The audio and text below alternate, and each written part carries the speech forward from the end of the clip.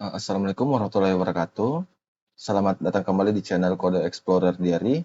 Di seri video kali ini, saya akan membahas sebuah fitur yang bernama shaping atau biasanya disebut shape. Nah, shaping ini atau shape ini berfungsi yang dimana jika field property untuk respon kepada klien kita berisi 10, kita bisa memotongnya menjadi hanya 5 saja, sesuai dari request klien. Jadi, request klien jika dia hanya ingin 2 field sebagai responnya saja, maka kita juga akan meresponnya sebagai 2 field property juga ya. Oke teman-teman, tanpa berlama-lama lagi, kita akan masuk pada bagian selanjutnya.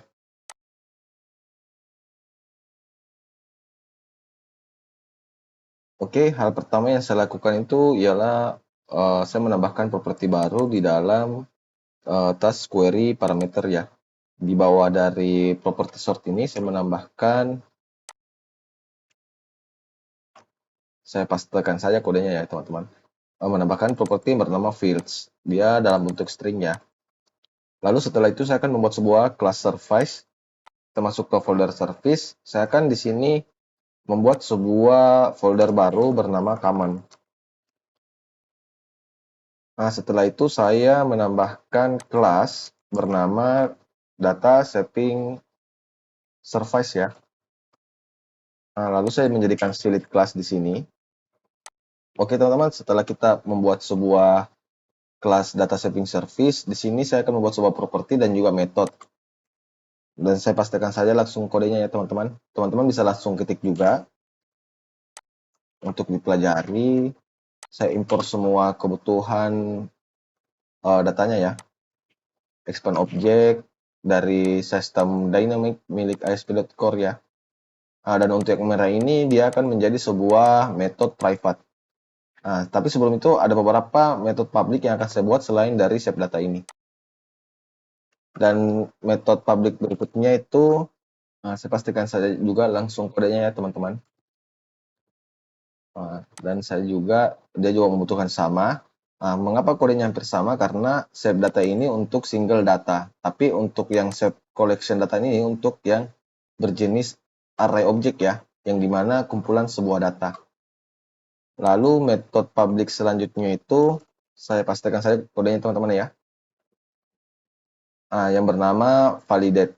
Jadi ini hanya berfungsi sebagai validasi apakah request client yang sebagai params itu sesuai dengan nama DTO kita yang ingin kita potong ya, atau kita visible sebuah nama propertinya. Oke, jadi kita sudah ada 3 metode yang dibutuhkan. Ini shape data untuk single datanya, dan shape collection untuk collection data atau array object ya.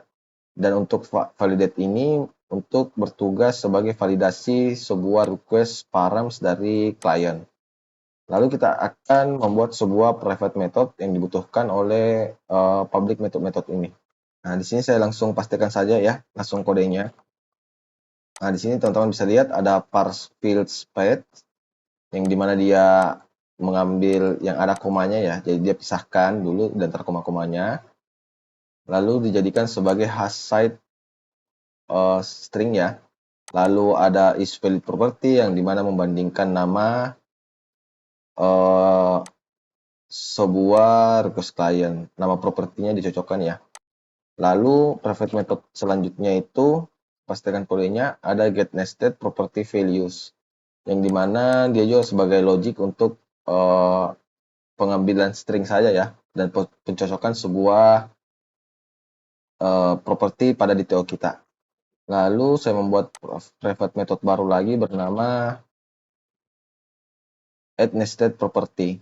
Di sini teman-teman bisa lihat bahwa dia cuma menambahkan propertinya ya. Lalu metode private selanjutnya itu saya pastikan juga langsung kodenya. Nah, teman-teman bisa lihat ada add all properties. Jadi ini logic private ini hanya seperti ini ya, logic string ya, untuk pencocokan dan penambahan kepada objeknya. Teman-teman bisa lihat, setelah itu kita lihat juga cuman service ini saja yang dibutuhkan untuk dalam shape. Jadi ada shape data, shape collection data, ini ya, dan juga ada public validate. Untuk private-nya ada parse file paths, terus is valid property path, lalu ada get nested property value, dan ada add nested property, dan terakhir itu ada add all properties. Oke teman-teman, kita akan pindah pada bagian task controller ya. Kita masuk ke controller, masuk ke task controller. Di sini saya akan inject sebuah data shaping service-nya. Jadi di bawah dari sort mapping provider ini saya pastikan saja kodenya ya teman-teman. Nah, di sini kita import. Di bawah dari validasi sort mapping ini saya pastikan langsung kodenya untuk kondisi validate-nya saja ya. Jadi dia validasi task detail DTO apakah sesuai dengan field yang dari klien. Yang ini ya teman-teman. Lalu setelah itu pada service-nya kita masukkan di samping sort mapping itu data shaping service ya. Ini masih merah karena dia hanya memerlukan 4 parameter, tapi kita memberikannya 5 parameter. Itu nanti kita akan ubah, kita masuk ke task service, masuk ke metode get task ya. Nah, di sini pada parameter bawah sort mapping itu saya pastikan saja kode yang sama dengan task controller sebelumnya. Nah, lalu setelah itu pada task DTO saya akan membuat sebuah variabel baru hasil dari shape datanya ya. Saya pastikan saja langsung kodenya. Nah, teman-teman bisa lihat saya import expand objeknya. Oke, di sini dia bertugas shape collection data karena data kita bersifat collection ya, bukan single. Jadi kita memanggil metode shape collection data.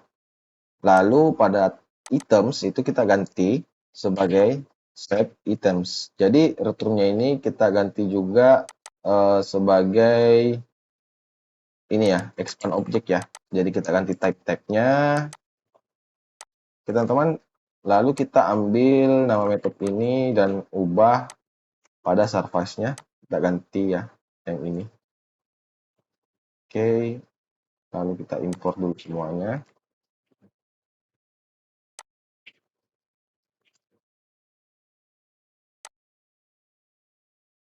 Lalu kembali kita service. Controller ya. Nah, di sini juga dia perlu expand objek ya dari sistem dynamic. Teman-teman, jadi cuma ini saja kebutuhan data untuk expand objeknya. Nah, dan jangan lupa kita perlu mendaftarkan data shaping service ini ke dalam service extension kita ya.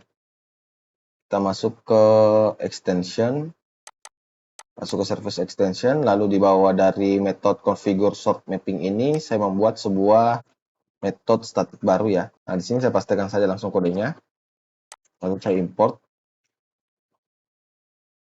Nah, di sini saya memberikan sebagai add transient. Jadi setiap objek tersebut diinginkan, maka dia akan dibuat baru. Lalu sama seperti pada data shaping sebelumnya, saya menambahkannya di bawah dari configure sort mapping ya. Ini saya pastikan juga langsung kodenya. Mungkin cuma seperti ini ya. Dari task controller sudah. Jadi dia expand objek, artinya objeknya bersifat dynamic. Oke teman-teman, cuman seperti ini implementasi dari data shaping kita. Kita akan berpindah pada bagian selanjutnya.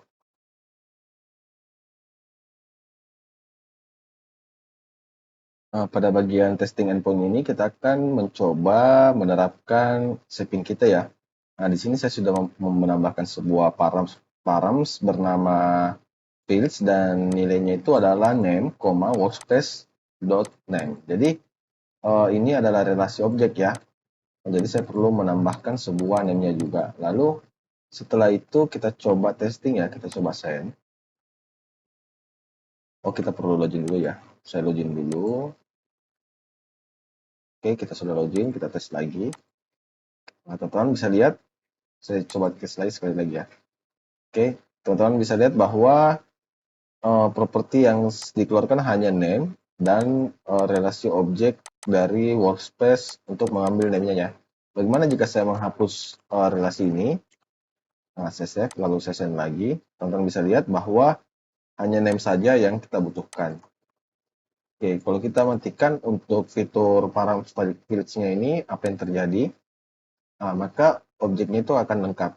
Jadi teman-teman bisa lihat, jika kita kembali kepada kodenya, kita kan mempunyai sebuah task detail DTO yang mengembalikan respon ke klien. Nah, di sini kita harus memberikan sebuah field sesuai dengan apa yang dikembalikan kepada klien kita atau user ya.